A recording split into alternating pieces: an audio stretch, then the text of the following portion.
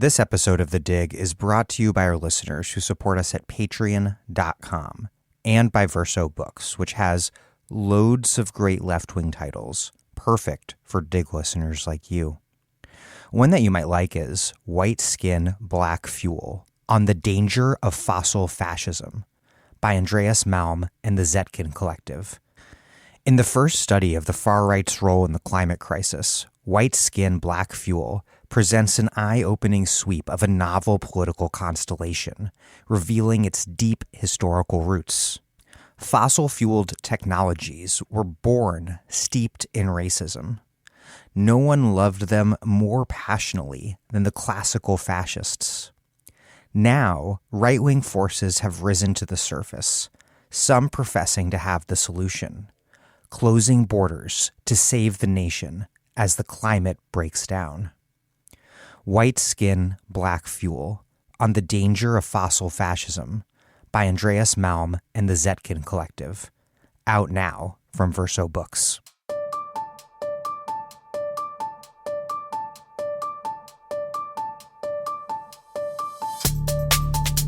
Welcome to The Dig, a podcast from Jacobin Magazine. My name is Daniel Denver, and I'm broadcasting from Providence, Rhode Island. Biden did something good. He pulled U.S. troops out of Afghanistan, finally ending the longest of America's forever wars just under 20 years after it began. There are no doubt fair criticisms, whether of the U.S. handling of Afghan refugees or the fact that a U.S. drone strike incinerated an Afghan family in what was purportedly a strike on ISIS. But make no mistake. What we are seeing the past few weeks in the U.S. media is a nearly wall-to-wall echo chamber attacking Biden for ending the war, pretending, without offering real evidence, that the U.S. losing a war can somehow look like the U.S. winning it. That's what I'm discussing today with Adam Johnson and Eric Levitz, that and a lot more. Before we get started, please take a quick moment to support The Dig financially with a modest contribution at patreon.com/thedig. If you like The Dig and depend upon us for our analysis, please know that we rely upon you, our listeners, to make this thing happen. We have books, mugs, tote bags to send you in the mail. We also, coming very soon sometime this month, we will have a weekly email newsletter to send you, putting the latest show in context and providing ideas for further reading. We do not paywall any episodes, but we can only afford to do that because those of you who can afford to contribute do so. Even $5 a month, it goes a really long way when a bunch of those $5 a month contributions are all added together. So please add your $5 to the mix, or however much you can contribute. Consider the garbage that has flooded the country's newspapers and cable news desks over the past couple weeks, and please take a moment to support the independent media that you depend upon. And get our weekly newsletter. That's patreon.com/thedig. Okay, here's Adam Johnson and Eric Levitz. Adam Johnson is co-host of the excellent podcast, Citations Needed, and the writer at a brand new Substack called The Column. Eric Levitz is a senior writer for New York Magazine's Intelligencer. I will link to both of their articles on media coverage of the withdrawal in the show notes, and I'll also link to Adam's new Substack, which you should sign up for.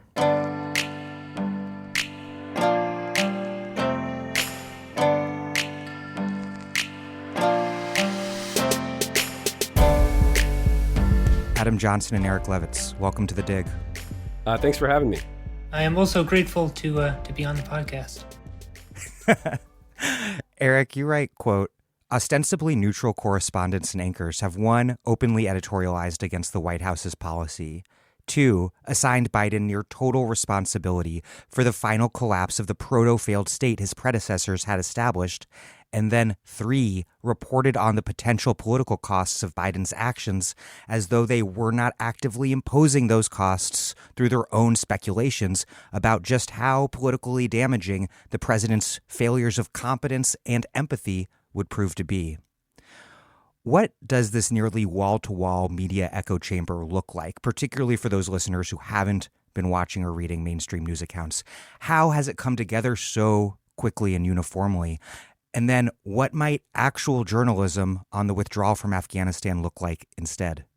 Yeah, those are obviously big questions. I think that, one grounding thing that I think is just critical for understanding and analyzing the media response to the withdrawal from Afghanistan is, this brute fact that I believe was mentioned in a Jacobin piece by Branko Marcetic, that, in 2020, the major news networks, NBC, ABC, CBS, devoted a grand total of 5 minutes of coverage in their evening newscasts to Afghanistan, to the war that was going on there.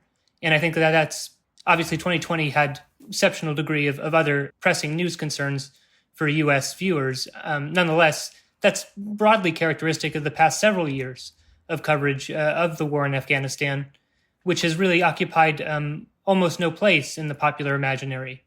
Now, what we're seeing when Biden moves to withdraw troops from Afghanistan, suddenly the violence that has been really endemic in that country for this entire time is suddenly qualifying as newsworthy and as something that the president of the United States needs to answer for. And so that's, I think, one major aspect of what we've been seeing. But, it's been sort of across the board in terms of this is obviously framing cable coverage, both what is being covered and the tenor of discussion in which Jake Tapper and the other major media anchors have been assuming this adversarial posture that they have had largely suspended for much of the early Biden administration, and really sort of relishing in holding the White House to account for every sort of negative event in Kabul.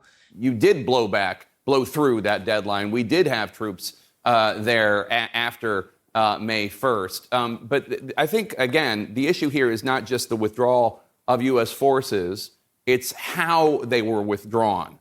The rapidity, the hastiness. President Obama's former ambassador to Afghanistan, Ryan Crocker, he called the way this was done, quote, a handover to the Taliban, and, quote, we have hung them out to dry about the Afghan people. Crocker continued, quote, I'm left with some grave questions in my mind about Biden's ability to lead our nation as commander-in-chief. To have read this so wrong, or even worse, to have understood what was likely to happen and not care, unquote. Does President Biden not bear the blame for this disastrous exit from Afghanistan? Simultaneously, though, you've seen on Twitter really just straightforward advocacy from correspondents, reporters who, hold non-opining roles. So you have Declan Walsh, the New York Times chief Africa correspondent, tweeting shortly before the Taliban's final victory that Jalalabad gone, only Kabul left. For those who lamented forever wars, is the phrase anything more than a comforting cop-out for epic failures of policy and the imagination? Here's what the end looks like. So sort of straightforwardly saying that he has sort of contempt for those who refer to Afghanistan and broader U.S. deployments in the Middle East as forever wars, and, for those who believe that those wars actually should not be extended indefinitely. You had Richard Engel of NBC, their chief foreign correspondent, tweeting shortly after I think Biden announced that he was in contact with Taliban leadership in coordinating the evacuation. Biden says U.S. is in constant contact with Taliban to get safe passage to airport. So U.S. asking former enemy, the Taliban, to please allow us to get our people out while they take the country. Which struck me as sort of the kind of framing that you would expect on Limbaugh or, Tucker, or just generally the right-wing media apparatus, this idea that the U.S. is debasing itself, that Biden has made us weak and now we are groveling at the feet of our enemies, when in fact there remains this the power relationship between the U.S. government and the Taliban. It's not the case that we're just begging at their feet. Unfortunately, there's already significant movement within the U.S. policymaking apparatus to really throttle Afghanistan, but by extension the Taliban regime with sanctions. So it's not that Biden is asking, please allow us. It's Biden more or less threatening economic warfare if any harm comes to U.S. nationals. This question comes up a lot, like why, you know? And I think there is many factors. I want to touch on this is a generalization. There are exceptions, but there's the sort of mass psychological mechanism, for lack of a better term, is that most of these kind of big pundits, the people who get these, you know, chief White House correspondent, chief Middle East correspondent, whatever job at, you know, New York Times, MSNBC, CNN, these kind of prestige assignments, the Jake Tappers, they view themselves, and I talked about this on Twitter, they view themselves as being these bold truth tellers. These kind of, you know, they all want to be Ed Murrow and Walter Cronkite. That's this kind of self-regard they have for themselves. But for the most part, they're mostly just kind of repeating what police departments, CIA, FBI, Pentagon, Chamber of Commerce tell them. I mean, it's mostly just sort of boilerplate, pro-police, pro-imperialist propaganda. And so for the most part, they're kind of in line with power. Now, there are very rare exceptions where presidents go rogue, because sometimes they do that. They say, you know what, I got elected, I'm 78 years old, I don't give a fuck, I'm going to do what I want. There are 2 points in which they do that you really see this kind of fervent pushback. And this is where someone like Jake Tapper really made his name in journalism, which is deficits in anything involving de-escalation or demilitarization. To be clear, the war in Afghanistan is not ending. The U.S. will still be drone bombing people probably till I'm 85 years old. But it's a meaningful de-escalation, and we know that because there's a huge blob meltdown. If there wasn't a huge blob meltdown, it wouldn't be meaningful, right? It's sort of evidence that it's meaningful. And so they're presented with a really good opportunity then to do what they love to do more than anything, which is to look like they're taking on power, criticizing Biden. But really what they're doing is they're just being towel boys for the national security establishment by attacking him on this. Just like the one thing they really went after Obama on was deficits. And the parallels, I think, with the media meltdown over this and the North Korea summits that Trump did, because Trump sort of had this very anti-Obama, narcissistic, I'm going to bring peace to Korea thing, right? Motives were bad, but the left in South Korea wanted it, and they loved it. And it was directed by the left in South Korea, specifically the president of South Korea. And he broke every single taboo in the book, right? Having the North Korean flag is in the same position as the American flag. There was a whole weeks-long meltdown for both of those high-profile summits. And what's at work is similar, which is they can look like they're challenging power, but really what they're doing is they're just cementing the narrative around what the consensus of the so-called blob or national security consensus is, which I've been told several times this week is totally not real. It's a made-up conspiracy theory by wacky left-wing people. So the fact that 99% of all of them have the same opinion is just a coincidence. They just, poured over all the documents and really studied hard the various options, and they all determined that keeping a residual force was in fact good on its own rights. And one of the things that's exposed by this the last few weeks, because you have a very rare event where the anti-war left and the diehard partisan Biden loyalist media are basically teaming up to defend Biden. And Biden needs to be defended on this. And I understand some people have genuine criticisms, and we can talk about that later. But the reason why is because the meltdown very much is about sending a message to the next president who tries to withdraw from an unpopular war, unpopular occupation, whether that be the U.S. supports U.S.'s unconditional support of Israel, whether it be Syria, Iraq, multiple military bases throughout the Middle East, Central Asia, dozens of countries in Africa, that there will be a political price to pay if one attempts to do that. Because again, these things are not popular. They are popular with Beltway national security types, those on the dole of national security money, which is pretty much every think tank, consultancy firm, the revolving door of the State Department, and think tanks and consultancy firms, that this is their fucking gravy train. And make no mistake, Afghanistan was a gravy train every single fucking year. And the vast majority of money that went into quote unquote Afghanistan was lining the pockets in Arlington, Virginia, in Maryland, in New York, and Connecticut. It was basically just churning the cream until it rose to the top to about 5 counties in Virginia, New York, and Connecticut, and weapons manufacturers in Arizona and California, et cetera. So this is a gravy train. And for whatever reason, I think there was probably some division in the Pentagon. It looks like from the laundromats that the various intelligence agencies and the State Department used, CIA, State Department, that they didn't want to leave.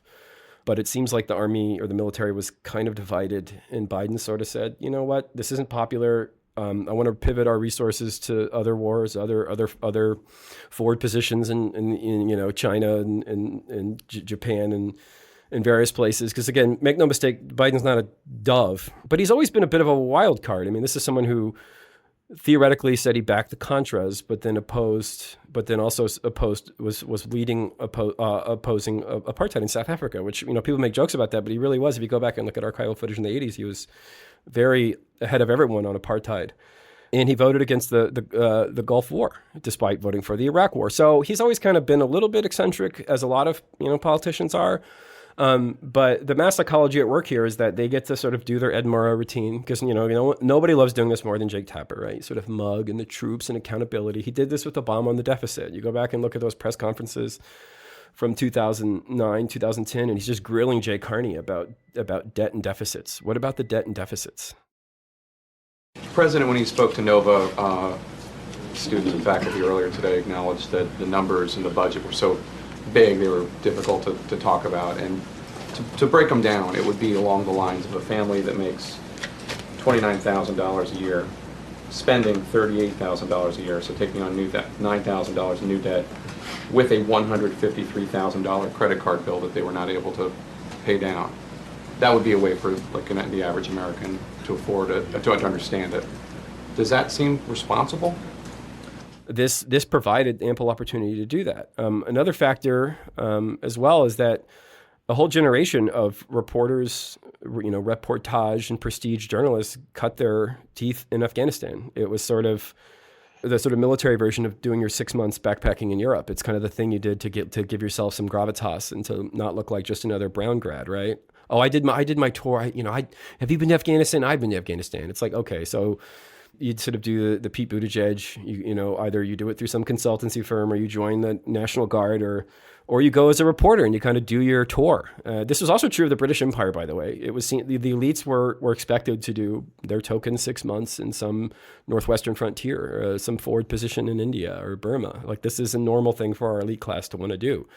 And so when you go there and you do the little, you hang out with the consultants and the contractors and the military brass. They're very good at handling journalists. You do the Bleeding Heart NGO tour, which is why all of them appear to think the military is a girls' education program with guns. And they kind of buy in ideologically. They buy into the nation building project.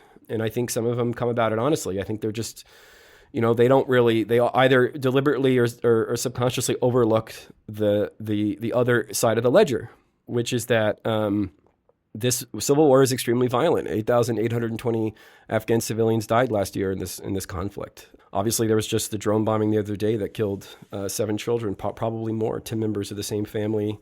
That's just one example. That part of the ledger of a continued conflict with the Taliban. And make no mistake, the U.S. was never going to ever defeat the Taliban. It was never going to happen. Literally, they could have a forever war. They could have a war for the forever time, this 10,000 years. They could sign one of those contracts, the Scientologists, for 1 billion years. It wouldn't matter. That was viewed as, that was not part of their ledger, because that was never part of their tour. It was never part of their ideological conditioning. And so we got this very sanitized, as Eric talks about, this very kind of sanitized one side of the war that really gave people the impression that this was a women's liberation movement that happened to have Predator drones. Eric, you write that the media, quote, bias is neither liberal nor conservative. One might call it imperial in not a wholly pejorative sense. It is a point of view that, 1, assumes the U.S. can and should exert decisive influence over global events. 2, aims to lift Americans out of their parochial nationalism and into a cosmopolitan sense of moral obligation. And 3, privileges suffering caused by American inaction over suffering caused by American military engagement. Let's start with number 1. This bedrock hegemonic presumption that the U.S. can and should, and maybe must, be the decisive force shaping world events. How does the media manage to convey this not as an argument, but more insidiously as a fundamental, unacknowledged, maybe even subconscious premise of their coverage? How does that work? Yeah, so I think that it manifests in terms of this kind of presumption, and I think it really is inextricable from the media's tendency to really weight the suffering caused by American inaction abroad over that caused by American military engagement, really tied in to the notion that when there is suffering in a place where the American military and parts of the national security establishment are very interested in increasing, escalating American engagement, this suffering suddenly becomes a problem that demands American involvement and that by presumption can be resolved through the extension of American power. And so we saw during, both the Obama and Trump eras, a real sensitivity within the U.S. media towards the suffering of the Syrian people during the Syrian civil war.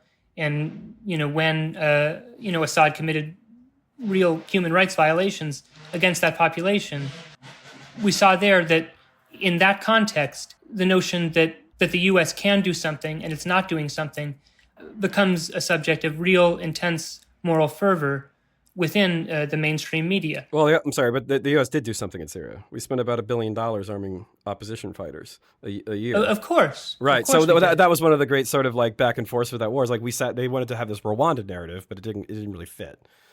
No, it didn't fit whatsoever. I mean, we perpetuated the civil war, without... And then we bombed ISIS, so... Right. But we were not... the involvement was not at the level that the national security establishment wanted. And then this form of suffering then really commanded the media's attention and imagination. At the same time now, when there is this real losses that are going to be assumed by urban-dwelling Afghan women in terms of their, we right now we have these sort of gestures towards, we're Taliban 2.0, things are going to be not so bad, but it seems very likely that the status in society of Afghan women in Kabul is going to proceed in a direction that is offensive to I think, common egalitarian liberal values. And that's really commanding a lot of attention. There is an assumption, a presumption in the media that the U.S. should be able to change that reality at a really acceptable humanitarian cost. At the same time, we have, as we speak, a tremendous amount of vaccines in the United States that are expiring before their use. And even, I think the laudable movement towards supplying booster shots to increase the immunity of the population here, at the same time, we're going to be giving out booster shots to Americans when you have this pandemic that's killing millions of people overseas. And that instance in which American power can really actually make a humanitarian difference in the world does not seem to command the same level of interest and outrage within the mainstream press. Yeah, and a lot of this comes down to like elite journalists, reporters, editorial boards. There's a fundamental, this is kind of Noam Chomsky 101, is that the U.S. is at worst a bumbling empire and at best a humanitarian organization, whereas our enemy states, Iran, China, Russia, they're seen to have black hearts and their motives are always seen as cynical, which I think is the correct way to read any nation state's motives. The problem is we only do it one way. I'll read you from the New York Times editorial on Biden's withdrawal. Quote, "The rapid conquest of the capital, Kabul, by the Taliban after 2 decades of a staggeringly expensive, bloody effort to establish a secular government with functioning security forces in Afghanistan is above all utterly tragic. Tragic because the American dream of being the indispensable nation and shaping a world where the values of civil rights, women's empowerment, and religious tolerance rule proved to be just that, a dream." So this is an opening paragraph of the New York Times editorial board written by 13 presumably adults. This is a 7th grade social studies report. I mean, we're talking about the height of credulity here for various reasons. Number one, the U.S. is centered as the victim here, right? That this is a shot to our status as the indispensable nation. So already the U.S. is presented as the victim. But then you have this idea that this goes to motive, this goes to intent. We assume the U.S. was there for women's rights and secular nation building and civil rights, whatever that means in this context. It never occurs to the New York Times after the 850th time in which these nominal values are not represented by actual actions to think maybe that's not really the motive. Maybe that's kind of retconned PR or kind of an afterthought, or maybe sort of like the way that Chevron gives 5% away to some green groups. It's a PR ass covering, which I think most, again, if China, Russia, or anyone else had these kind of lofty moral motives, we would be skeptical of them because isn't that rather convenient in terms of having military bases on both sides of Iran. And yet this constant framing of U.S. as this humanitarian organization that sort of means well and wants to promote women's rights, I think is the fundamental issue here, which I'm sorry to say, like if you're going to put it in kind of pathological terms, it's just racism. It's just imperialism. It's just jingoism. Every empire thinks that they're morally superior to the other empires. People say, oh, we're not as morally superior to Sweden, but Sweden doesn't really challenge our hegemony, so who gives a fuck, right? And so, what's important is that we're always morally on a higher plane than our main competitors. Again, not non-factors like fucking Guatemala, but when it comes to Russia, China, Iran, people that threaten our interests, it's always important that there's this moral delineation. We talk about Heart of Darkness by Joseph Conrad as a sort of good example of this, because he wrote the quintessential criticism of Belgian imperialism in Africa. I mean, just a scathing moral indictment on the humanitarian disaster of the Congo. And this is mentioned in King Leopold's Ghost, that Joseph Conrad, who wrote this kind of really morally urgent critique of the Belgian Empire, was himself a huge fan of and promoter of British imperialism, which he viewed as being morally superior to that of King Leopold II. Who knows? Maybe it was. In many ways it may have been, right? And just as King Leopold II framed his empire as liberating those in Central Africa from their Arab slave traders who had come down and had been kidnapping Africans in Congo for many, many decades, if not centuries. And so there's always this sort of other bad thing we have to do. And again, you can go read tracts from 1896, as we just did on a recent episode, from the AP, about how the headline is a shining light in India. And it's about British efforts to undermine the oppressive Mohammedan rule of Hindus in India, and how the British were preventing things like child marriage and promoting women's education in India, and this was therefore why they should be in India. Now, were the British colonialists morally preferable to the Mohammedan overlords? I don't know, but does that justify or defend or explain away British imperialism in India? Fuck no, of course not, right? So there's always these sort of retconned humanitarian pretenses. The reality is that the U.S. was in Afghanistan, maybe not past a certain point, but I think fundamentally, for geopolitical reasons. They had geopolitical and strategic reasons to be there, of which we can talk about those. And then everything that sort of followed from that, whether it be the British imperialism in Africa or British imperialism in India, was a kind of latched on white man's burden kind of civilizing mission shtick. And so what you have is people who internalize that civilizing mission and view the U.S. as a secular progressive group. And Eric's right. Like, look, fundamentally, we can be Chomsky and cynics all we want, but it is true that on a basic human level, that the Taliban taking over urban liberal parts of the city, relatively liberal parts of the city, is bad for women. I think that's probably objectively true. We have to be honest about that. I think that the problem is that we only get that part of the equation. We only get that side of the ledger. We don't get, and people have talked about this a great deal, this kind of rural urban divide, how violent the war has been in the rural parts of the country, which is 80% of the country, has been completely memory hold. We don't talk about, and we just had a reminder of the drone strike that killed a family of 10, including 7 children. How many of those girls that were killed in that drone strike are going to have an opportunity to get educated? You can't get educated if you're not alive. And the tens of thousands of people who've died in this war has a cost too. And that cost is entirely removed from the conversation for the most part. And there have been some efforts to push back against that. But for the most part, all we see is this kind of liberating, civilizing mission. And intent matters, motive matters. And there is very little historical evidence that in any systemic or meaningful way the U.S. is at all concerned with human rights, other than as a PR, in the same way that, again, Chevron's concerned with alternative energy. It's maybe slightly insincere, but mostly it's just PR. And we have to be sober about that, because, again, we would never afford this level of credulity to any other country. Yeah, I think that perhaps like the most revealing and remarkable thing missing from media coverage is almost any consideration of the fact that the Taliban victory means that the war is over, at least the war as we've known it for the past 2 decades. And that means, hopefully, that huge numbers of Afghans don't have to keep dying every day in an unwinnable war. Well, that's what poll after poll after poll shows. The poll after poll after poll shows that they just want the war to fucking end. And people keep talking about this middle ground presence or whatever. And the middle ground presence is a violation of the terms laid out with the Taliban and would have been prolonging the war. There is no middle ground. When you lose a war, which the U.S. militarily has, you fucking lose. The reason why it looks like the fall of Saigon is because the fall of Saigon looks like what happens when you lose. You don't get to determine.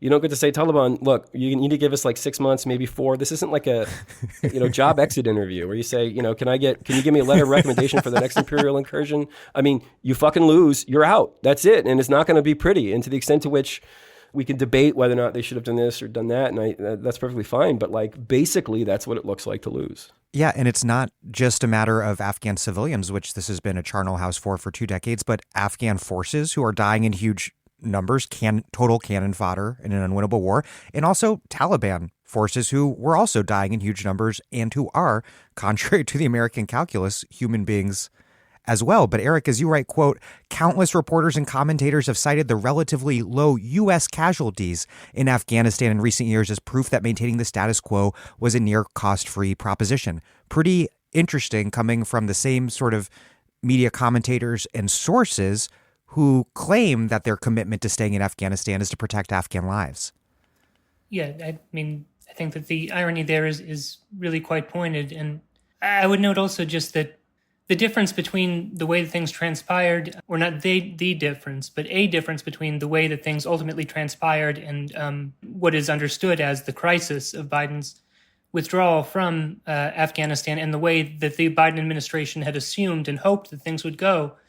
That difference, as Adam suggests, is not altogether negative, right? So the ideal situation from the perspective of the U.S. was that, their estimates were that basically the Afghan government in Kabul will hold for maybe 2 years.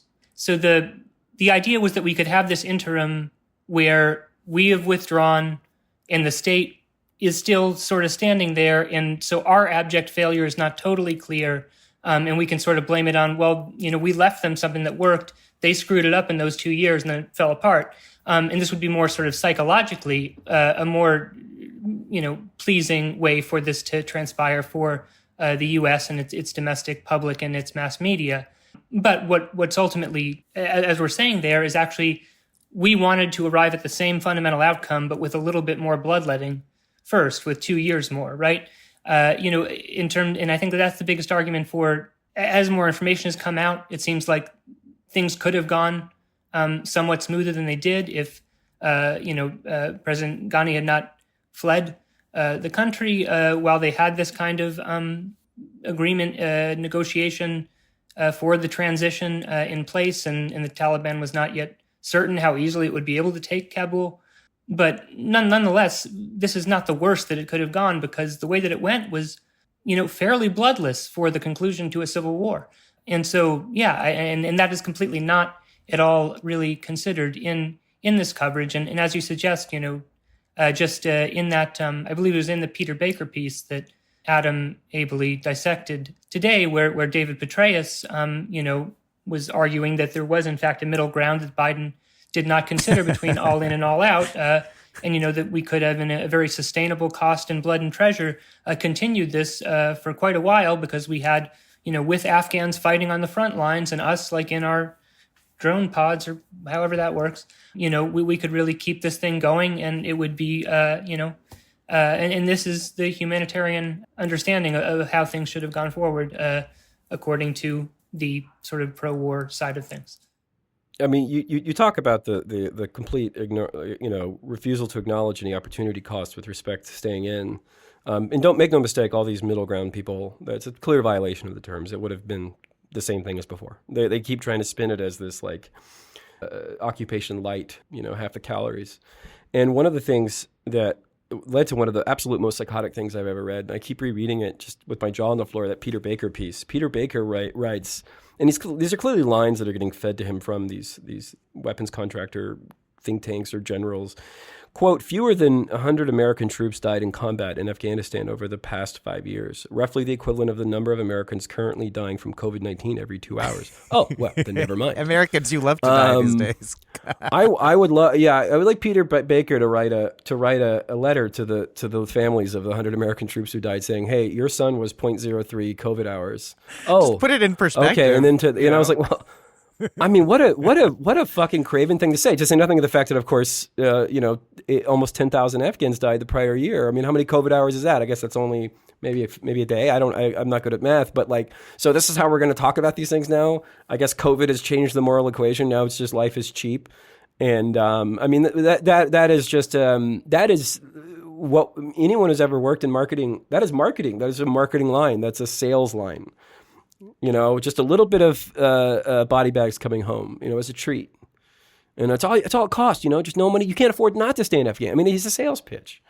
And it's no wonder that he exclusively talked to weapons contractors, because that's a sales pitch to keep the gravy train going. I mean, these companies have multi-billion-dollar contracts in Afghanistan. This is not, you don't need a fucking quo bono conspiracy fucking True Detective conspiracy shed with, red yarn going through to see the fucking causality here. I mean, Afghanistan was the biggest fucking gravy train that happened to the military-industrial complex in my lifetime. I mean, it's just nonstop check writing. And, some faction of the security state got fed up with it, wanted to refocus their priorities to other gravy trains in East Asia and maybe Latin America. And they're flipping out because these are people who built entire careers. They, second houses in Virginia and lake houses in Colorado were built on this war. And like, this is Peter Baker's piece was a sales pitch. And a lot of these things are sales pitches, just a little bit of American death. These fucking kids who died, look at their ages. 19 years old in this bombing. This is who's been dying in this war for 20 years, not to be too sentimental. I don't want to prioritize American lives over non-American lives, but I'm just trying to think if I'm someone who's either Afghan or American who's died in this war, and I look at this and I see it being reduced to COVID hours. I mean, that's a completely batshit thing for a nominally straight reporter to write. And along the lines of batshit things that Peter Baker has done in your piece today, Adam, you note that the sources who he relies on to substantiate his opinion that's getting laundered as fact vis-a-vis the news analysis framework that of the New York Times includes people like Megan O'Sullivan, who is identified as, quote, a deputy national security advisor under George W. Bush, who oversaw earlier stages of the Afghan war. That she was, but unmentioned, is that, quote, Megan O'Sullivan is currently on the board of directors of Raytheon, the second largest military contractor in the U.S., billing the Pentagon over $27 billion a year. Baker also cites General David Petraeus, the counterinsurgency guru who is not only financially enmeshed in the military-industrial complex these days, but is also, of course, as you write, quote, he played a huge part in escalating the war. And if anyone has an interest in making the war in Afghanistan appear worth fighting, it's one of its primary architects. What rhetorical sleights of hand are used by reporters like Baker to launder their opinion as fact? Well, what's fascinating about this piece is that it's extremely lazy, because there already exist institutions to further launder weapons contractor money. They're called think tanks. CSIS, CNAS. They're think tanks, right? These think tanks are funded almost exclusively by weapons contractors, defense contractors, and sometimes they'll have like, in the case of CSIS, the Center for International and Strategic Studies, who's probably the single most cited, most powerful think tank in Washington, they're funded by the Saudis, they're funded by United Arab Emirates, they're funded by NATO. There already exist laundromats. And again, the whole reason the think tank industry exists is because it's, or at least in the security state in think tank, and we can go into the problems with the other ones, but they exist to give you some faux academic veneer. You take these mercenary PhDs or academics and you say, hey, you make $150 as a professor at whatever, at, bullshit state. How about you come work for us? You make $300,000 a year. You work, maybe you write maybe 3 things a year. But whenever we need to call on someone from the Raytheon School of Oriental Meddling, we will call you, and you can show up to CNN and talk about why, again, you stayed up all night poring over the moral ledger and the cost benefit analysis, and you happen to come up with the fact that we just need more war and we need more weapons systems. And what's interesting about Baker and some others is that they don't even do that. They go straight to the board of directors of Raytheon. I mean, the whole Afghan study group, as Eli Clifton has detailed very well, and responsible statecraft, and I think in the Daily Beast, the whole Afghan study group was just a bunch of weapons contractor board members and people who work for weapons contractor funded organizations. I mean, what are these people supposed to say? And I even argue that it's, you can look at fiduciary, sort of Delaware fiduciary duty laws. I'm no expert in those things, and I would defer to a corporate lawyer. But like in many ways, like they have a duty of care and a duty of loyalty. And in many ways, boards of directors cannot lobby against the interest of their firm. I mean, I think they quite literally are not able to say we should pull out of this war, even if they wanted to. Sullivan made $940,000 over the past, from 2016 to 2019 on the board of directors of Raytheon. What the fuck is she supposed to say? Actually, nah. Let's just cut off the gravy train. We're good. We have enough money, $27 billion. Let's knock that down to $23 billion. So on our next board meeting, our next quarterly investor call, I can be like, I had a moral objection to the war. I mean, of course they're going to say we need more weapons. That's what they're fucking paid to do. But usually there's one step removed, and they go to like a CNAS or CSIS or an AEI or a Heritage, all of which are lavished with weapons and defense contractor money for a reason, not because CSIS is super concerned about protecting Westchester from ISIS invading us or whatever threat they want to talk about. It's the fucking scam. It's the scam of the year. I mean, it's $1 trillion Pentagon budget. It's all gravy train. They're all buddies, and they all know each other, and they all are on the same boards. They go to the same parties, and they all, they serve. They rotate out of these civilian. They'll do their little stint in the State Department for 2-3 years. They, maybe they like access to power to some extent, but then they immediately come back out. They go work for a lot of these consulting firms. Like, look at the Cohen Group. I mean, David Rank, who's going to be the ambassador to China for Biden, it was one of these high level officials in the State Department for years. He did this whole sanctimonious quitting because Trump pulled out of the Paris Accords, and he did a whole op-ed in the Washington Post saying, I cannot be associated with Trump because climate change is real. He goes and works for the Cohen Group, who's one of their biggest clients is the Saudi state oil company. I mean, so Mr. fucking climate change is going to work. I mean, these mercenary consultancy firms are even worse than the think tanks. So Baker didn't even do that. He went straight to the board of directors. So, I mean, this is who these people are. And what I said in my article, I said, you literally can't do national security reporting without weapons contractor funded sources. It's like impossible. Unless you go to maybe like a CEPR, even Center for American Progress, who used to take a lot of Gulf dictator money, but they don't anymore. But they have Walmart, Amazon, big banks, but they don't take weapons contractor money. But it's hard. It's hard to find sources who are not who aren't. I mean, when we talk about the blob is it's an imperfect term, and I don't like the person the person who coined it is himself in the blob. Although now he's doing this apologia tour, so we can talk about. Is it Rhodes? Ben Rhodes, yeah. But like, it's, if you went to the dig and citations needed, and we're like, do you think the federal government should underwrite podcasts with $10 billion a year? Why would I say no? Of course I'm going to be like, yeah, this is really essential to national security that I make $50 million a year as a podcast host. I mean, this is what national security reporting is. It is a big fucking laundromat. It's providing faux academic credentials to push for what is effectively the biggest fucking grift in the world, which is the military-industrial complex. But Adam, you obviously have Peter Baker all wrong. You see, he doesn't have any political opinions. He made it totally clear in the New York Times last year. He wrote, quote, as reporters, our job is to observe. Well, sorry, to be clear, I did a poor job with that. That was an interview. You didn't write it. Oh yeah, no. I saw. Yeah, he made it clear in an interview with his own newspaper, the New York Times. Quote: as reporters, our job is to observe, not participate. And so, to that end, I don't belong to any political party. I don't belong to any non-journalism organization. I don't support any candidate. I don't give money to interest groups, and I don't vote. I try hard not to take strong positions on public issues, even in private, much to the frustration of friends and family. For me, it's easier to stay out of the fray if I never make up my mind, even in the privacy of the kitchen or the voting booth, that one candidate is better than another, that one side is right and the other wrong. Who are they trying to convince they're us or themselves? I love it. You know, when I read that quote, I thought, like sometimes in Star Trek, they'll meet those interdimensional beings like the Traveler or whoever, who's sort of like above time space, like they have no, and then they look down at mere mortals with their petty squabbles, and you're such an interesting species with your opinions and your ideological. Yeah, look, if you put a guy in if you cage a guy, if I cage a guy, put him in handcuffs and lock him in my closet, he's going to have an ideological investment in getting out of that closet. That's politics. Only the oppressed are have political opinions, right?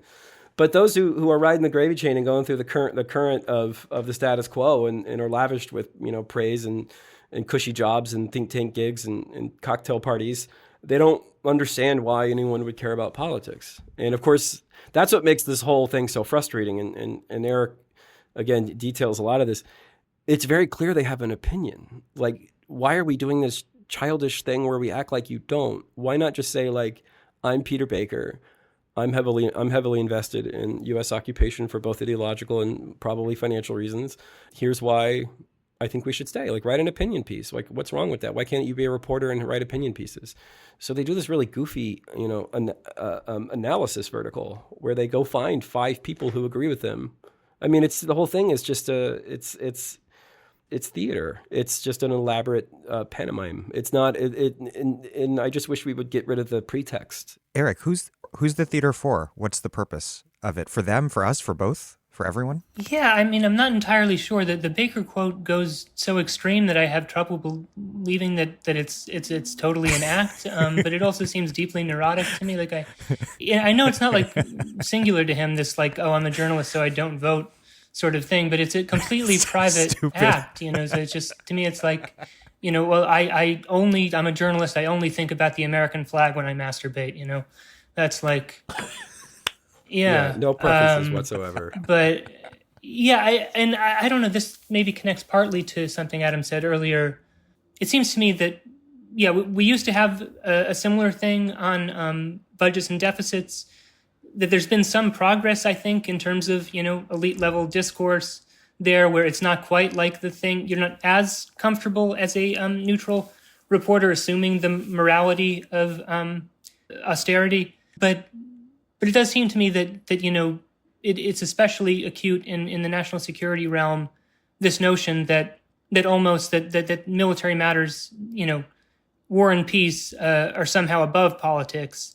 Well, that's the thing. I think Peter Baker genuinely doesn't think that permanent occupation is a political issue. I think he thinks it's like gravity or the universal constant. It's just something that is. Exactly, and I think that this derives from in part the as Adam alluded to, the real importance of being able to have sources within the quote-unquote deep state, as far as if you're going to break stories on, developments within this highly classified realm of information and policymaking, you need to be able to, have access within that realm. That's one element of it. But there is this separate thing, and I think it's like a feedback loop, and a dangerous one that we're in right now, where the what we call the mainstream press, which is in some ways increasingly an anachronism as right-wing media becomes, the number one cable channel in the country is Fox News.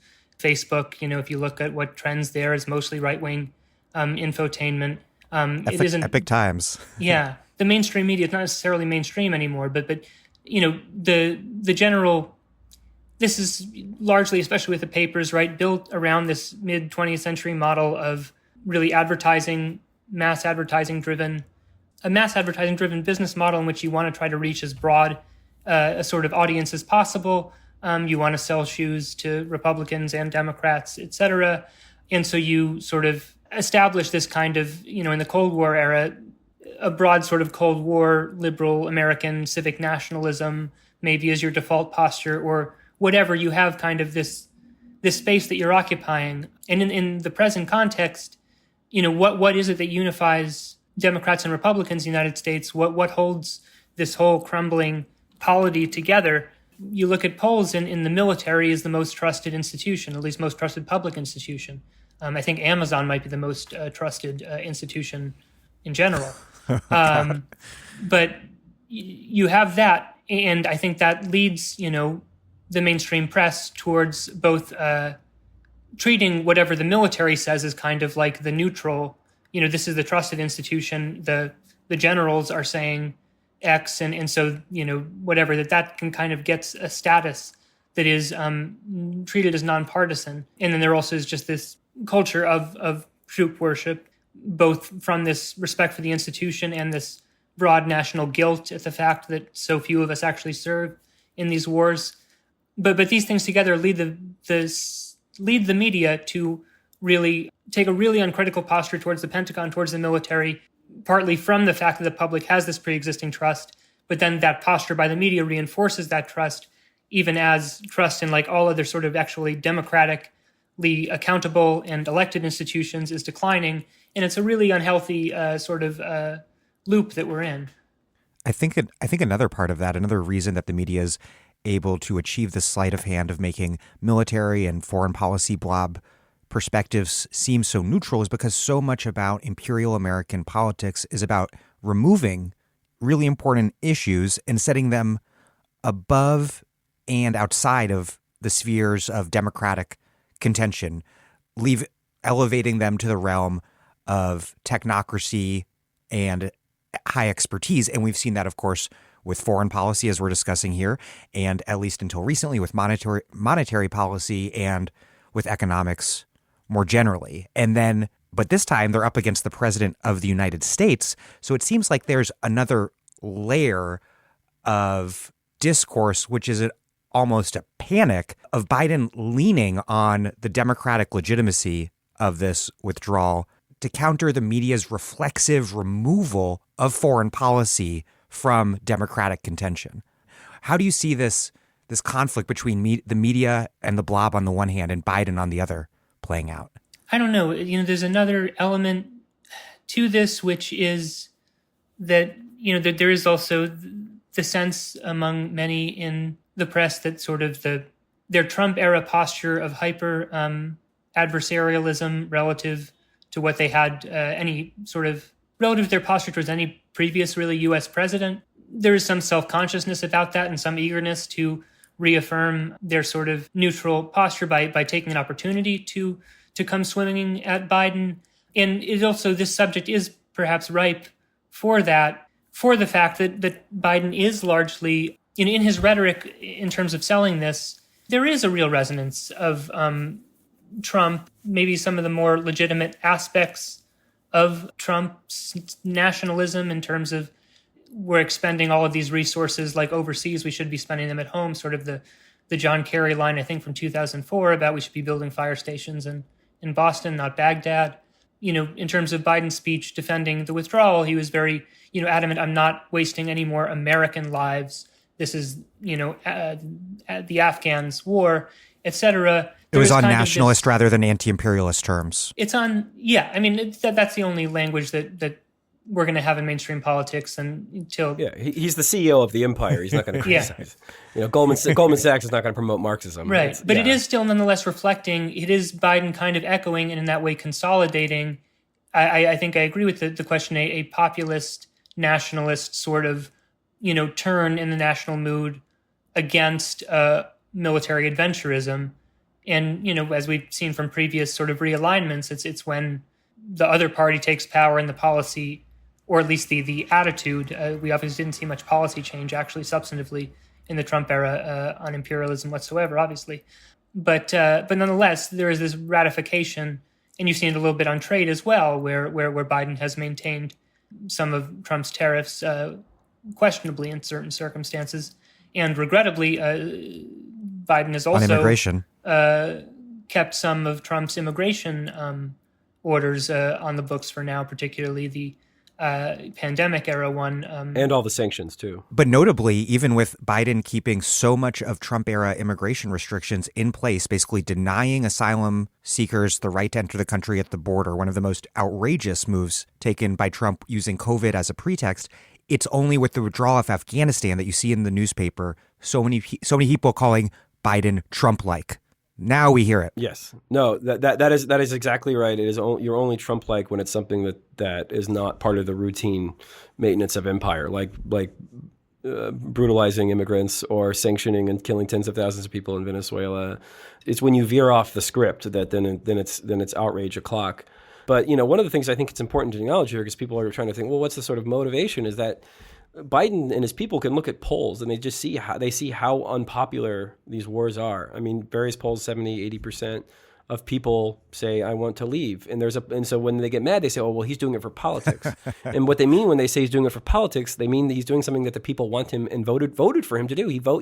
Again, I want to make sure this is not like a Biden knob job hour. Like, obviously we all have plenty of criticisms of Biden, but for the purposes of this discussion, like it is a political calculation. Because it is unpopular. Thank God for the people of Afghanistan. It sucks that our wars have to be contingent upon domestic approval. But on a fundamental level, it's not. You're not an empire such that it is not allowed to be within the view of politics. It wasn't. It wasn't in the UK for in the British Empire for over a century. There was no real debate about whether or not you were going to be have viceroys in it's India the premise of the premise of debates. In Israel, you're not going to have someone elected who's meaningfully going to counter apartheid. It's just you're not going to have anyone elected in the United States who's going to meaningfully question support the land back movement of indigenous tribes. You're not going to have anti-imperialists by definition. It's very difficult to get them into any proximate quarters of power, and that's why when someone just kind of bucks it around the margins or pushes back around the margins because they can look at polls and see how unpopular it is. And one dimension too that you have to appreciate is that how unpopular this war and the wars have been with the actual rank and file in the military. I mean, the candidates who raised the most money in 2008, 2012, 2016, 2020 have been the most nominally anti-war. And I stress nominally because there's debate about whether or not, Ron Paul, Bernie Sanders, Donald Trump. Ron Paul won effectively as an anti-war candidate. And they go there and they see the wars. Again, I'm not saying that we need to center the Americans as the moral constituent, but it does show you that even in the rank and file, and my guess is even within some of the military brass, they see these wars as just watching the fucking meat grinder and don't see any moral utility to it. And it's sort of ceased having value to the empire aside from keeping important natural resources out of the hands of adversaries, Iran and Russia and China, which is important. I mean, I don't want to downplay that, but the utility just wasn't there, and they were extremely unpopular, both with Americans and American quote unquote the troops that Jake Tapper supposedly loves and wants to wrap a flag around at all times, and I think that played into the equation, and that kind of rank and file populist constituency is not only viewed as irrelevant, but viewed as a hostile actor to the national security elite, both in think tanks and media. Eric? I think that what the impact of all this will be in terms of voting patterns in November 2022 is very unclear. But the media has thus far established its capacity to punish presidents who offend the national security state, and I think that's important to note in this moment. We'll see how long it lasts, but even with the actual substantive question here of withdrawal, even with Biden having the popular position on that matter, we're seeing in one poll released today, I think from Ipsos, support for how Biden is handling Afghanistan went from something like 59% in July to 38% now. Well, yeah, those polls are very interesting how they phrase the question. They're like, if Biden's withdrawal from Afghanistan allows Al-Qaeda to regroup, unite with ISIS, and take over America, do you think that was a good move? And then literally murder your wife. Do you think that was a good move? I mean, but what they've done in some of these, which I would consider push polls, The Guardian had one, or The Guardian Observer rather. Let's say, do you support Biden's withdrawal? And it's phrased in a way. Again, you have this process criticism of the actual sort of handling, the competence question, right? It's fundamentally a process criticism. It's not a fundamental criticism. And then when you ask people in the poll, Eric, as you know, do you support the withdrawal in the abstract? It goes up to 65-70%. Right. I think that the public support for withdrawal has proven fairly robust against, as we've suggested, really significant pushback from the media. At the same time, we are seeing even just overall now. Again, the significance of these poll movements actually for electoral outcomes, whether it is actually rational or correct for Democratic politicians to act in response to them, we are seeing just in non-push polls, just Biden's approval going down amid whatever the actual substantive matter. People are seeing every day. I mean, the amount of I don't know what the value to the RNC, if you calculated the value of this earned media, would be, but it would be something astronomical. I mean, you're seeing anti-Biden ads like as sort of all-day CNN content. I think this is, as Adam suggested, this potentially is trying to set a message for future presidents about the hazards of ending imperial engagements or cutting off the gravy train to Arlington, Virginia's suburbs.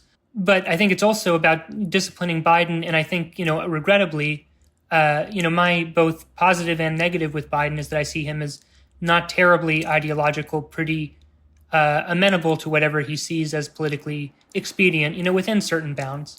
But we saw, the immigration thing that we were just talking about. When Biden first came into office, he had a flurry of executive orders, largely symbolic, but, undoing Trump-era immigration things. Then there's an uptick in asylum seekers at the border. Right-wing media and a little bit of the mainstream media starts hitting him on it, and he suddenly doesn't want to lift the refugee cap anymore. And there has to be this little struggle just to get him to 68,000 on the refugee cap. And so, already we saw today with the drone strike, a pretty hazardous drone strike for retribution that ended up killing a lot of civilians. I think we're already seeing the media disciplining Biden in a way where not just in Afghanistan, but potentially in some other theater of conflict, he is now going to feel like he needs to reassert himself, and reassert America. Yeah, I think that the media is threatened by certain, or rather, the national security aligned media, the blob, is threatened by the democratic currents that are pushing against it. At the same time, it is pushing back against those democratic currents in a way that is very concerning, and we shouldn't underestimate it. Given the last 4 years, it's really remarkable. Republicans benefiting as CNN and company beat up on Biden. It's like Jeff Zucker and Donald Trump reunited at last. Yeah. Well, you could do a whole episode on the sort of faux anti-imperialist right, yes, and how they've handled this. The J.D. Vance, the Josh Hawley, the Tucker Carlson, because I'm actually going to probably write something on that because it really does show how useless those kinds of supposed alliances are. Now, I understand legislative context of Bernie Sanders and Mike Lee want to get together to do a Yemen resolution. I have no problem with that. But the reason why you can't put too much credence on these sort of the kind of Tucker vectors, because they have completely, again, with supposed allies like this, I mean, we're talking all Josh Hawley, Marines die, Biden failed, but they're trying to Benghazi this.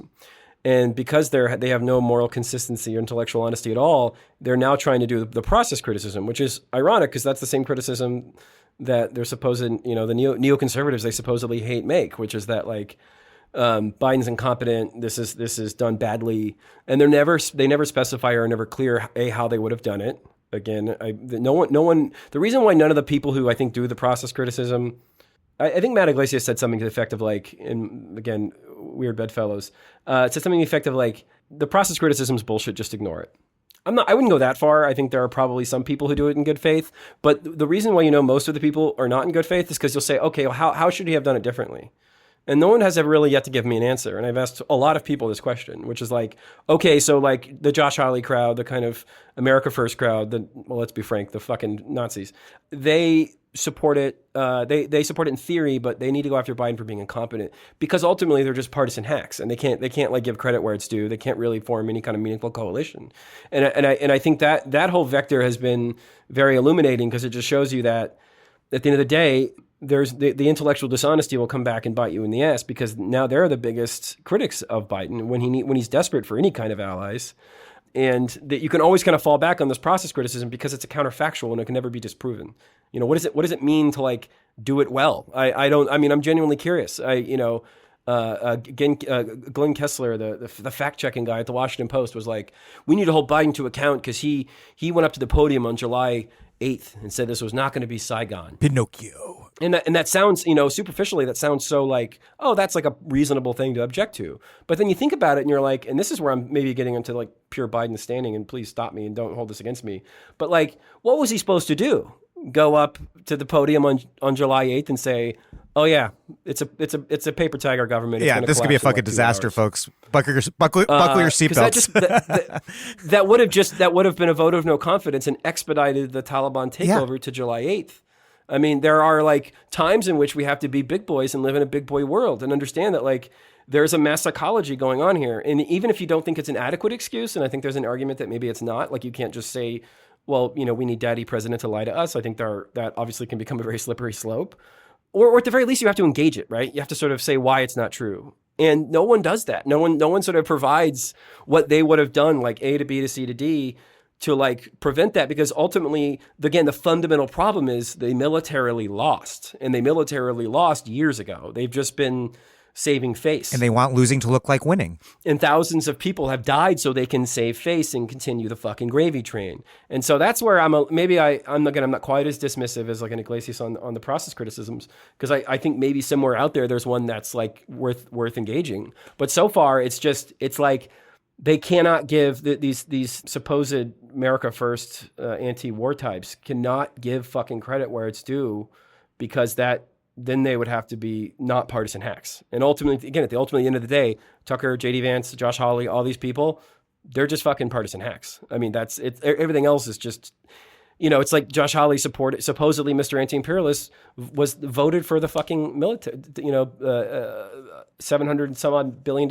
military budget. He does it every year. And this is Mr. Anti-Empire. And you know what his major criticism of the defense bill was, and what held it up? It was trans and sexual harassment amendments, and also the renaming the military bases after Confederate generals. That was his great anti-imperialist intervention. I'm Naomi Klein. You're listening to The Dig, as well you should be, and you can support them on patreon.com. This episode of The Dig is brought to you by our listeners who support us at patreon.com. And by Haymarket Books, which has loads of great left-wing titles perfect for Dig listeners like you. One that you might like is Palestine, A Socialist Introduction, edited by Sumaya Awad and Brian Bean. Palestine, A Socialist Introduction systematically tackles a number of important aspects of the Palestinian struggle for liberation, contextualizing it in an increasingly polarized world and offering a socialist perspective on how full liberation can be won. Through an internationalist, anti-imperialist lens, this book explores the links between the struggle for freedom in the United States and that in Palestine and beyond. It examines both the historical and contemporary trajectory of the Palestinian solidarity movement in order to glean lessons for today's organizers, and compellingly lays out the argument that, in order to achieve justice in Palestine, the movement has to take up the question of socialism regionally and internationally. Palestine, A Socialist Introduction, edited by Sumaya Awad and Brian Bean. Out now from Haymarket Books. Eric, and you wrote about this as well, the way that the biggest process criticisms of Biden's withdrawal don't actually explore the counterfactual situations in any depth, because if they did so, it would be clear that either saying, oh, wow, yeah, the Afghan government could fall pretty damn quickly, there's nothing, it's a Potemkin village, or starting to evacuate Afghans en masse early, both could have precipitated the even faster and sooner fall of the Afghan government and left the United States military in the exact same position it ended up, conducting a mass evacuation at the Kabul airport, surrounded by an Afghanistan governed by the Taliban. Well, so there are a couple things to say. One is that, obviously I think we would all co-sign that, the Biden administration could have, in anticipation of the fact that it was withdrawing all troops from Afghanistan by August 31st, and in light of, some intelligence reports that had gotten, at least I think in June or July, suggesting that the rapid fall of the Afghan government was at least a significant possibility, that it could have done more to prepare, for refugee admissions and expediting the backlog for special immigrant visas. And the U.S. should let 1 million Afghans in if they want to come. Right. We fucking occupied their country for 2 decades. No. So we can think of counterfactuals that would be preferable from our perspective. At the same time, to me, the counterfactual that would most... Well, one irony is that I think a lot of people who fundamentally, and maybe they would even admit it, but they weren't focusing on this rhetorically, support or oppose the withdrawal just full stop, but were focused on, okay, let's stipulate the withdrawal. We've lost that argument. I'm going to make this case against the process of this particular withdrawal. A lot of their avowed concerns, to me, the way that I could see addressing them is solely through getting ahead of this in terms of before the Taliban has recognized its own strength brokering a total surrender, right? I mean, which these people, of course, would have opposed. I mean, is saying, and I don't think it's possible because fundamentally, I don't think you would get the Afghan government on board with that. But if you had said, I've heard that one too. And I think that's intellectually honest. It should have been a formalized surrender. Instead of this weird, mass psychology event, this prisoner's dilemma where everyone was acting as if they were doing something else they weren't really doing. And, I think from a humanitarian perspective, again, I think Afghan activists have been saying and have said that like the immigration caps, the high application fees, the bottleneck, that Biden could have done a better job on that. Obviously, the military could have done a much better job on that. The problem is that even in any scenario, they were still going to do a bad job on that because guess what? They don't really care about fucking Afghans. They don't really care about women's rights. So that's where the motive factor comes in, or the intent factor comes in. And like, there's not going to, so that is a scenario where, yes, of course, that is one thing they could have been good at, but that is not what Jake Tapper, Eli Lake, and all these sort of all the meltdown crowd is talking about. They're not really concerned with the humanitarian failures. That is kind of that's sort of that's moral window dressing for what is their real aim, which is to just stay there forever. Within just the last 24 hours, I think, with this Washington Post TikTok sort of report of the fall of Kabul, a new counterfactual that is, again, everything that we were discussing was press coverage before this particular revelation, which I don't think actually changes anything substantially, although I haven't had the time to contemplate it very much. But that there was this decision, right, where the Afghan president had fled the country. The Taliban contacts the United States saying, look, we've got two choices here, like either the U.S. Army has to establish, enforce security throughout the city of Kabul, or we, the Taliban, will. And Biden said, we want the airport. We don't want anything else. We want to secure the airport and focus on our evacuation. We don't want to police a city of 5 million people with 3,000 U.S. troops who would presumably be sitting ducks for all kinds of IED attacks. So I think that's a pretty defensible position that the administration took. At the same time, I believe that's the counterfactual that you're going to hear more and more about in the coming weeks, because there was a concrete decision there where, at least as reported by the Post, the Taliban offered to leave the U.S. Kabul for a period, and we said no. So yeah, I mean, look at the sensationalist framing about everything that they've done with the U.S. engaging the Taliban. U.S. gave names. Well, of course they have to give names. They have to tell people who to let through. I mean, they're framing everything in the most sinister light. I mean, it's amazing to watch. It's like everything they do. Again, this is weird. I'm like defending the White House. It's not really my MO usually, but you see what happens when they do these. It's like when those 2 weeks I was defending Trump at the North Korea summit. It was like everyone's like, "What, do you like Trump?" It's like, no, this is such obvious bad faith bullshit. Like, and they're putting everything in the most sinister kind of neoconservative, and they keep doing this. Like, Richard Engel. We have to rely on Taliban for security. Great honor. It's appealing to fucking national narcissism. That's all it's doing. It has no interest in what the pragmatic realities of the situation are. And it's precisely the response of people like Richard Engel that makes the actual counterfactual, like a negotiated surrender with the Taliban, that would never impossible. That would have been, because look, we can't even coordinate security with them. And and then you're seeing this emerging narrative, and the real, again, aside from the moral hazard that's now existing, where they're sending a message to presidents, which is, you're not allowed to do this. This guy's got dementia. He did it once. Don't do it again. Is that they're going to have this Vietnam syndrome. People love to talk about Vietnam syndrome. Of course, the real Vietnam syndrome wasn't this idea that we weren't imperial enough. It was this idea that we had to sort of prove ourselves again. And these kind of national neurosis, and you saw this after the Iran-Contra or the Iran hostage situation, these national neuroses that, again, are not real, they're manufactured by the security state, they have real negative implications. I mean, it's largely what the moral framework for fucking invading Grenada was.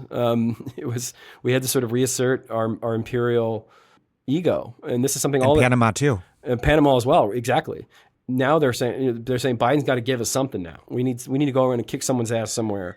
Really, it's more gravy train, but also there's this narcissism that has to be satiated, that Jake Tapper needs to see some shit blow up, or he's not able to get it up, or whatever his reasons are. And so I think that's a fear moving forward in the next few years, if not Biden, whoever comes next. I want to turn to media coverage of the Taliban, which seems less like journalism and more like a sort of demonology.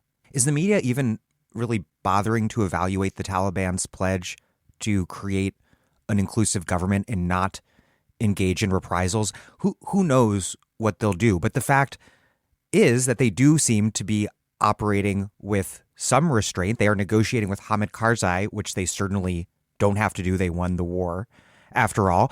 And there are obviously, of course, reasons not to trust the Taliban. Obviously, it's a reactionary organization with a murderous, very repressive track record. But there's also very good reasons not to trust any armed organization or state in the world, very much including the United States, which played, of course, an enormous role in creating the Taliban in the first place.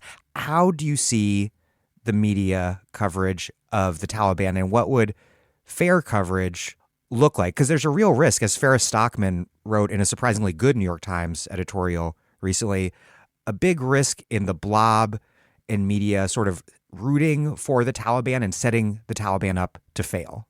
That would not be a good outcome. Well, I can't pretend to be a real expert on the Taliban.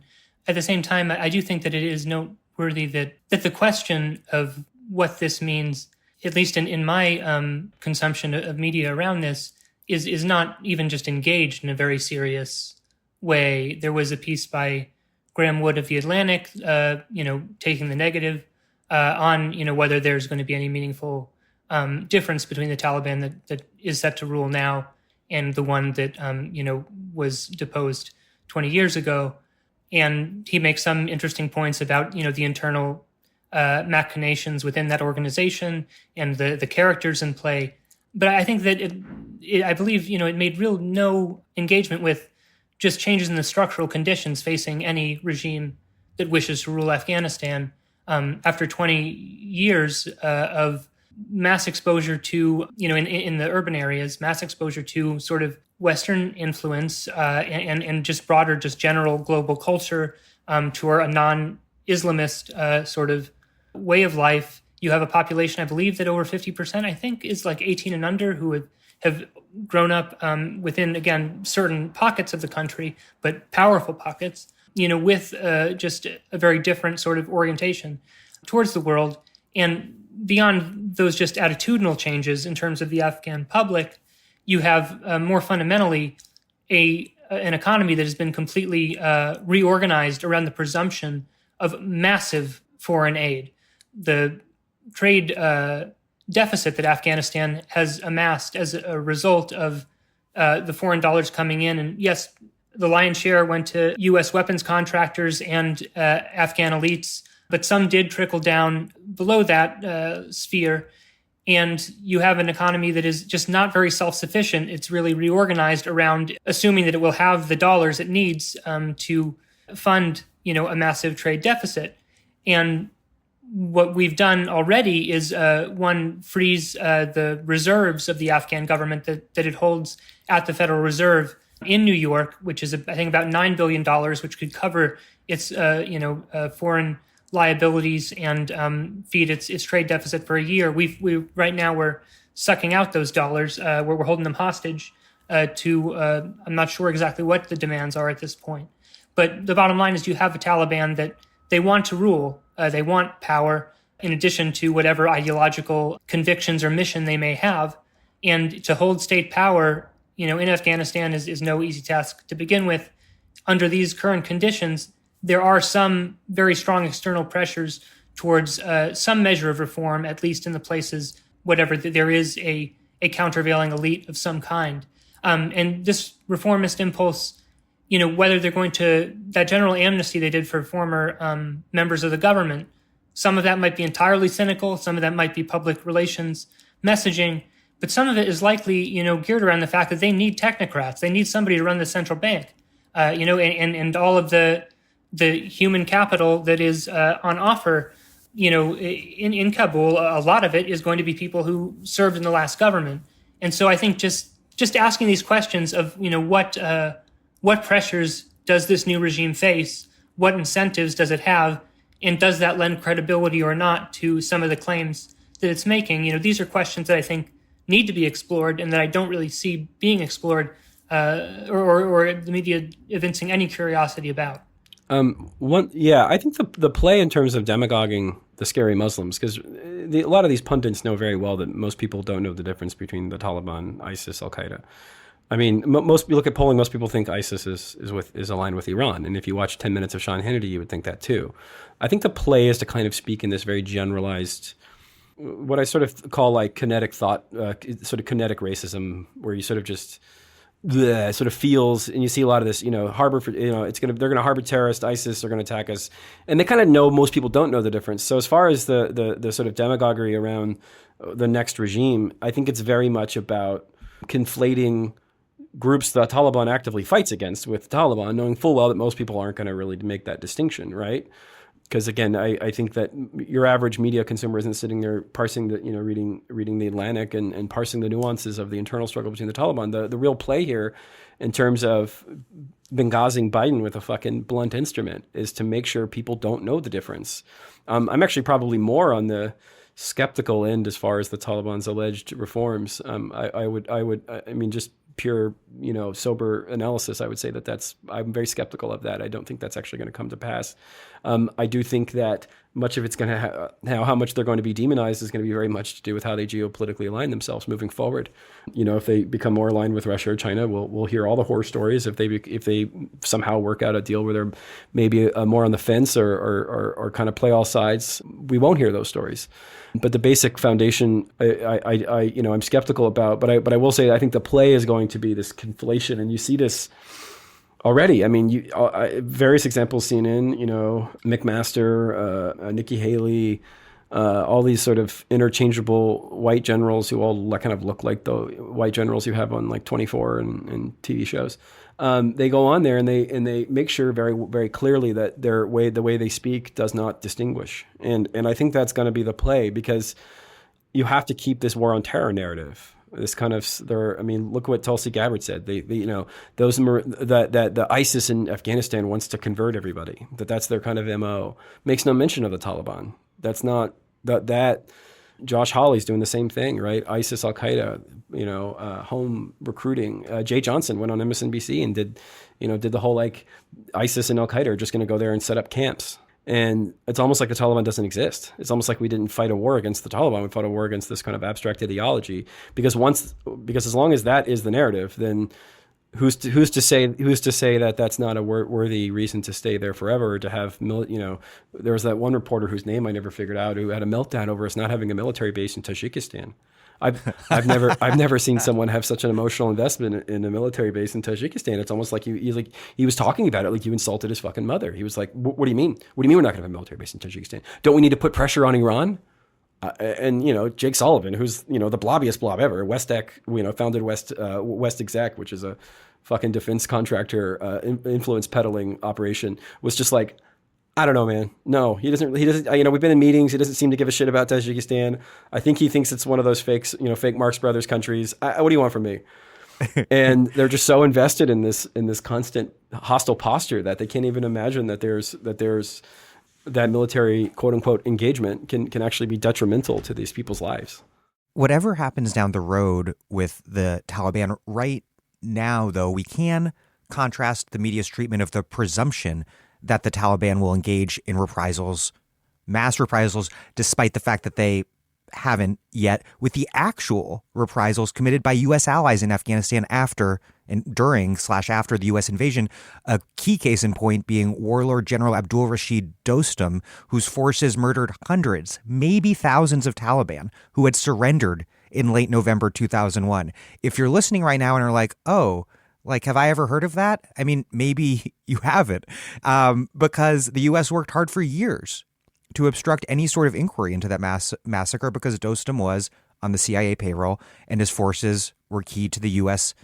invasion. And so this notion that Taliban are uniquely evil, I mean, obviously they're fucked up. They're religious reactionaries who have a horrible track record. But the idea that they're so great compared to U.S. allies in Afghanistan, which is at least the implicit message of so much coverage, is it's obviously full of shit. I mean, Sarah's working on a piece right now going over all the people funded by Saudi Arabia who are very concerned about women's rights. I mean, it's like a bit of a slam dunk piece because the hypocrisy is so transparent. The Taliban themselves have said that, by the way. They say, well, I don't understand. You support the Saudi regime. They're not any better than us. And you're like, wow, okay. You just got whatabouted, mister. I want to talk about the right-wing media.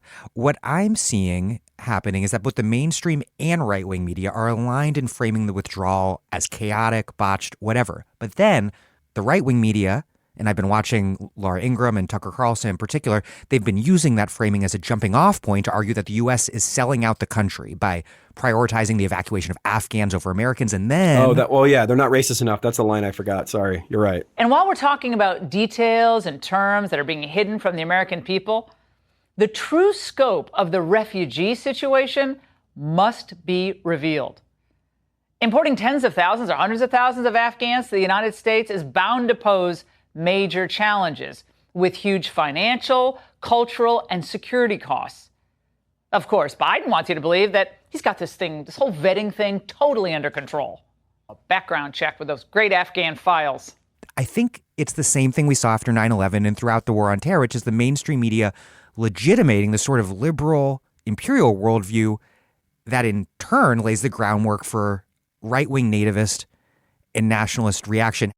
Wait a second, son. We can debate how many Afghan refugees we admit, but making this a matter of racism? Pashtuns are whiter than you are. They have beards, but there's nothing racist about having concerns about Afghans or anybody else moving here. It has nothing to do with race. So knock it off.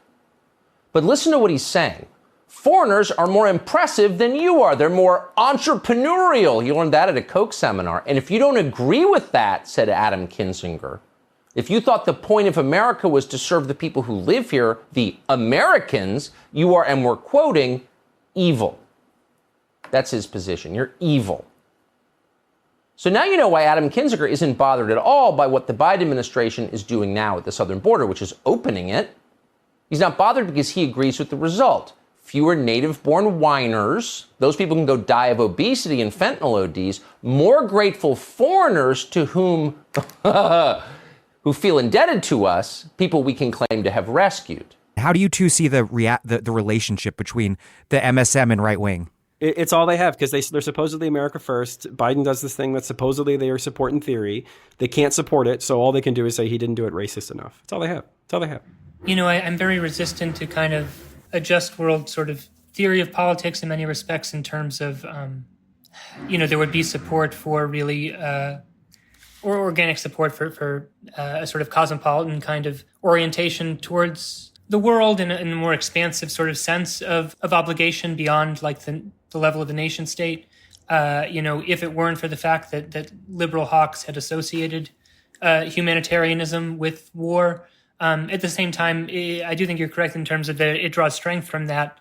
Like it is a real tragic thing that within the mainstream media, the loudest sort of to the extent that our media tries to compel a U.S. audience to think more broadly about the role of its country in the world and about their obligations to people overseas, that this happens, almost exclusively in contexts where we're talking about fulfilling that obligation by agreeing to have predominantly people who are disproportionately working class and non-white and don't have other good employment opportunities to go overseas and die and kill a lot of people to advance some largely pretextual humanitarian goal.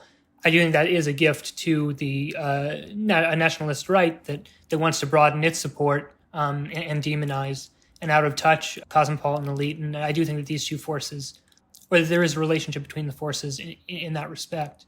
And Tucker has also made the argument that U.S. empire failed in Afghanistan because U.S. empire was too woke. And the Taliban correctly stood up to the woke mob. As one USAID official conceded in a classified report, quote, focusing on gender made things more unstable because it caused revolts. It caused revolts. But officials kept doing it. They kept pushing radical gender politics anyway because they could, because they were in charge of these Stone Age people they were going to educate. This is the face of the late American empire. Gender studies seminars at gunpoint. This is not like other empires. Unlike other empires, ours does not operate for our benefit. America toppled Saddam but took no oil. Remember that? Instead, the entire point of our imperial project is to give meaning to the empty lives of the neoliberal bureaucrats who administer it, and then enrich the contractors who work for them, who are enriched, you'll be happy to know.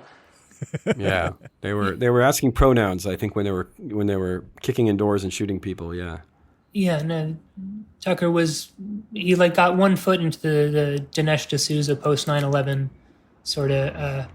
I don't know if you remember, D'Souza had a big thing about social conservatives in the U.S. and those in the Islamic world are actually need to make common cause, and he backed away from that pretty quickly. But yeah, Tucker had that was the Ronald Reagan approach in Afghanistan.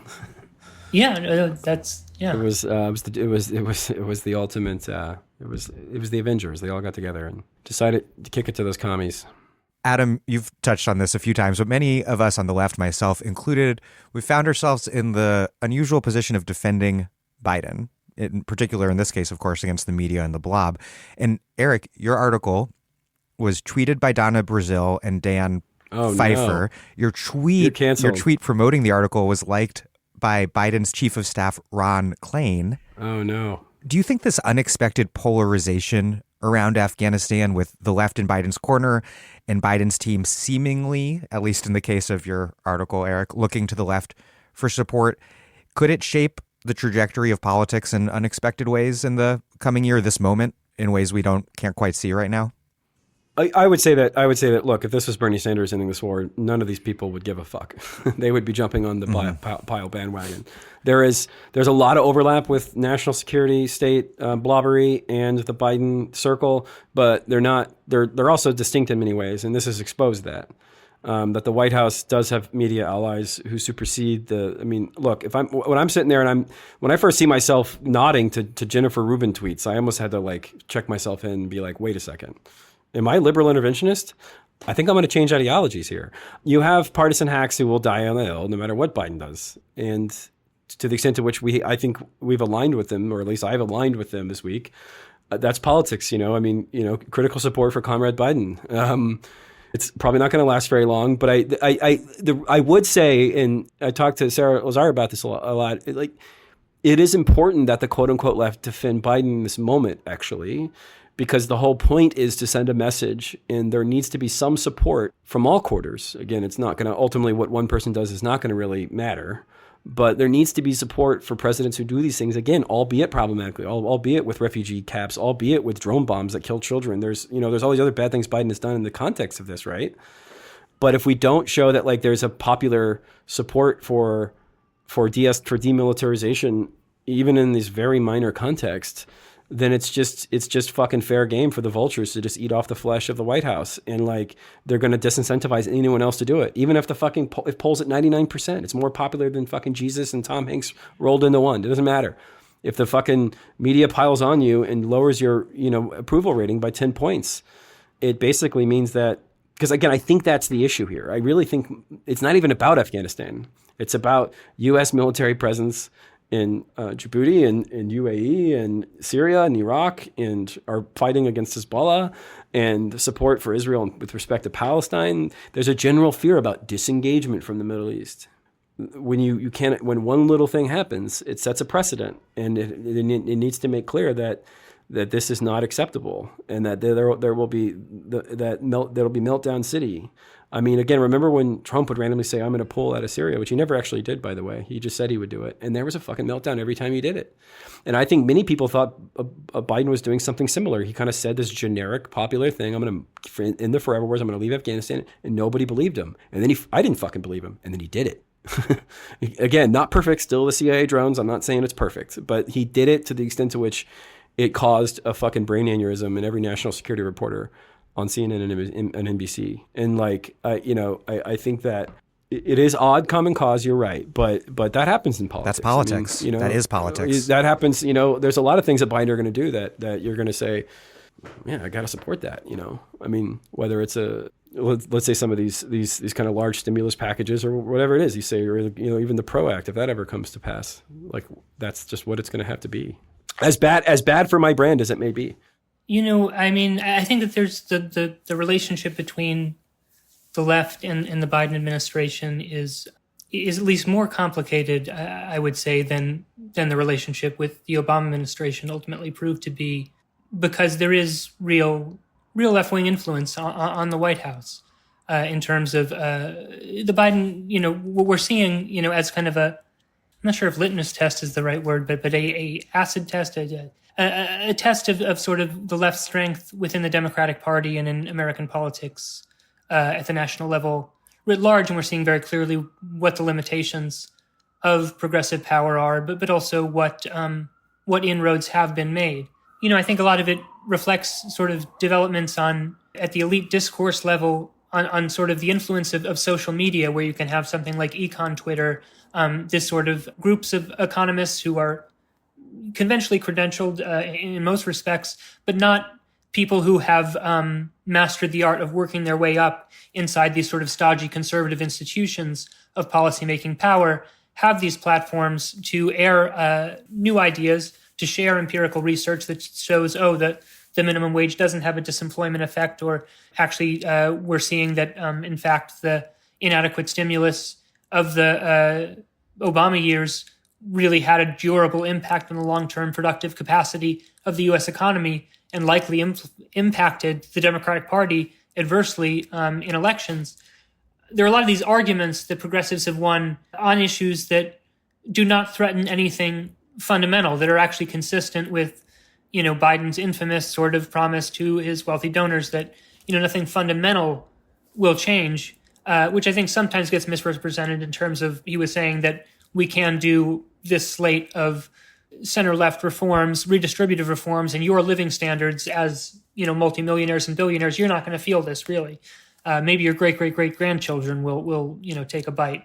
But, there are areas where the administration is amenable and where they are not. And we've seen with the approach to macroeconomic policy, the fact that they were willing to, tell Larry Summers and Jason Furman, economists who were more on the side of wanting to err on the side of not risking inflation, really endorsing the goal of full employment rhetorically and in their policy proposals, expansion of, the child allowance, or rather the child tax credit into something that resembles a child allowance. And now we've seen a bit on foreign policy as well in terms of, I think, movement towards full disengagement from assistance to the Saudis in Yemen and here with Afghanistan. And I would say that on a lot of these fronts, progressives have benefited.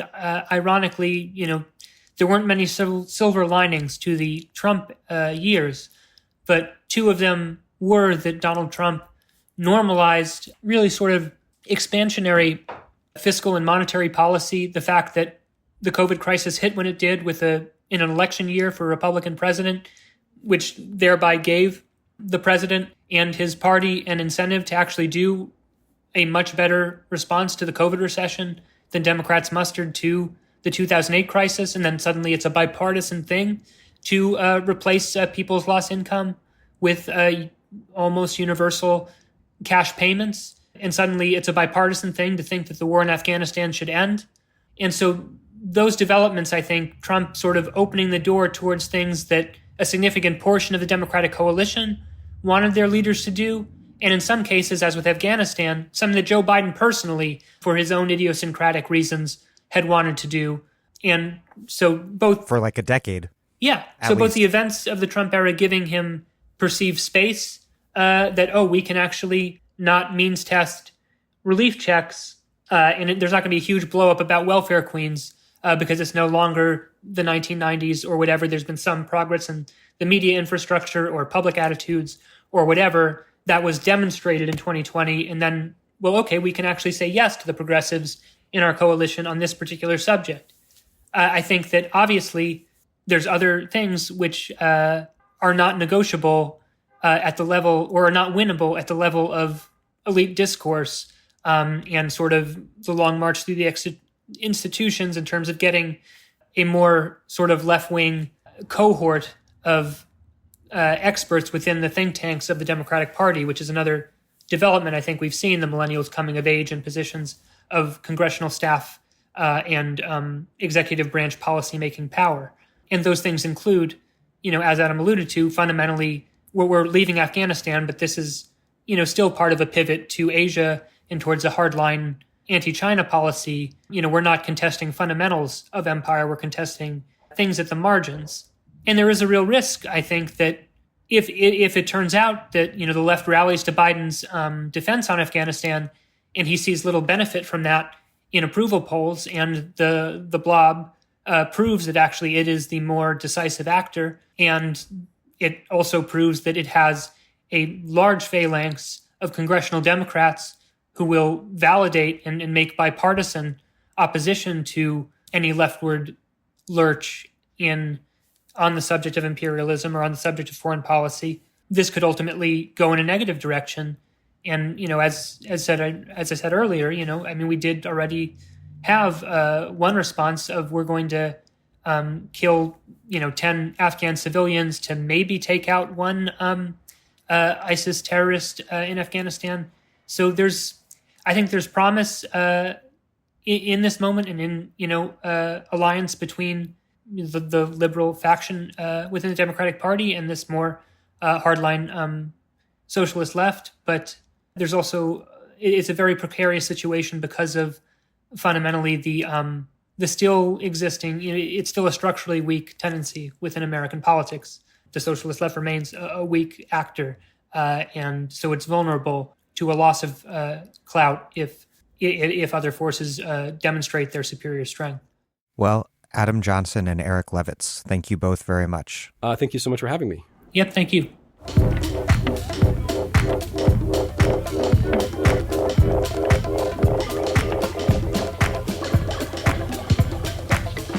Adam Johnson is co-host of the podcast Citations Needed and the writer at a brand new Substack called The Column. Eric Levitz is a senior writer for New York Magazine's Intelligencer. Thank you for listening to The Dig from Jacobin Magazine. As Marx once said, after noting that the ruling ideas are nothing more than the ideal expression of the dominant material relationships. The dominant material relationships grasped as ideas.